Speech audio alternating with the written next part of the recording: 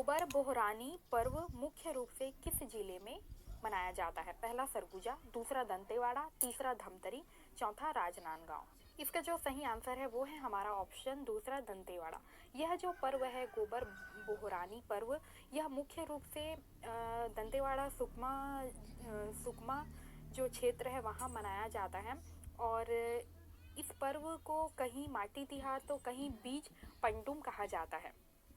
यह जो पर्व होता है गोबर बोहरानी, वह मुख्य रूप से किसान जब बीज बोने की जो प्रक्रिया प्रारंभ करता है या जो बीज बोने या धान बोने की शुरुआत में यह जो पर्व है गोबर बोहरानी यह मनाया जाता है। और इसमें यह होता है कि इसमें जो किसान जो हैं वो जो बीज जो बोने वाले हैं खेतों में उसे थोड़ा सा पूजा के रूप में साजा पेड़ के नीचे कीचड़ कर उसे वहाँ पे धान का बीज जो है वो थोड़ा सा उगाते हैं और उसे अंकुरित करते हैं। और अंकुरित हो जाने के बाद सभी देवताओं का आराधना करके जंगलों में जाकर ग्रामीण द्वारा फिर इस बीजों को जाकर अपने खेतों में छिड़काव करते हैं, थोड़ा थोड़ा सभी ग्रामीण। और इसमें क्या होता है कि महिलाएं जो है वो गोबर से अपनी हथेली का निशान बनाते हैं और जो लोग इस परंपरा में शामिल नहीं होते उन्हें उस गोबर से मारने की जो है परंपरा है वह चलती है।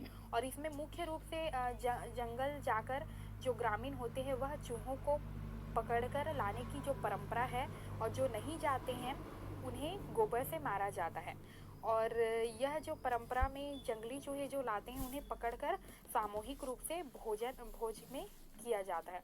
कहीं यह प्रथा को बीज पंडुम कहा जाता है, इस प्रथा को बीज पंडुम कहा जाता है, तो कहीं पे इस प्रथा को माटी तिहार भी कहा जाता है। दंतेवाड़ा और जो सुकमा जिला है उसमें मुख्य रूप से यह जो त्योहार है गोबर बोहरानी यह धुरवा जनजाति के द्वारा मनाया जाता है और उन एरिया में इसे गोबर बोहरानी कहा जाता है, जिसे बीज पंडुम या माटी त्योहार भी कहा जाता है। अब है हमारा अगला प्रश्न, कल्याण दास किस नृत्य से जुड़े महान कलाकार थे? यहाँ पे हमें ऑप्शन दिया हुआ है पहला भरतनाट्यम, दूसरा पंथी नृत्य, तीसरा कथक नृत्य, चौथा ओडिसी। इसका जो सही आंसर है वो है हमारा ऑप्शन तीसरा कथक। छत्तीसगढ़ में तस्मई किस पकवान का नाम है? पहला हलवा, दूसरा खीर, तीसरा मालपुआ, चौथा कचौड़ी। इसका जो सही आंसर है वो है हमारा ऑप्शन दूसरा खीर। खीर को तस्मई कहा जाता है। अब है अगला, परजा छत्तीसगढ़ के किस जिले की विशेष जनजाति है? पहला बिलासपुर, दूसरा बस्तर, तीसरा रायपुर, चौथा रायगढ़।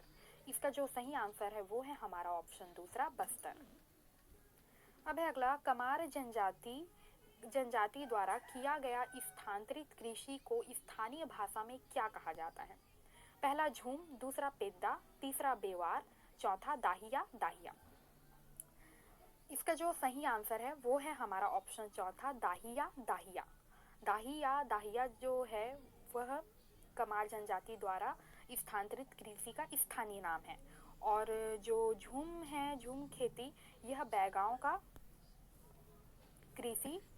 स्थानांतरित कृषि का नाम है। अब है अगला प्रश्न, हील मार्डला स्थानांतरित कृषि कहलाता है? पहला दाही, दूसरा बेवार, तीसरा झूम, चौथा पेद्दा। तो इसका जो सही आंसर है वो है हमारा ऑप्शन चौथा पेद्दा। तो इस प्रकार क्या है, देखो माड़िया जो जनजाति है उनके द्वारा जो करने वाला जो स्थानांतरित कृषि है उसका नाम है पेद्दा। माड़िया द्वारा किया जाने वाला जो कृषि है वह है पेद्दा, झूम है बैगा द्वारा और दाही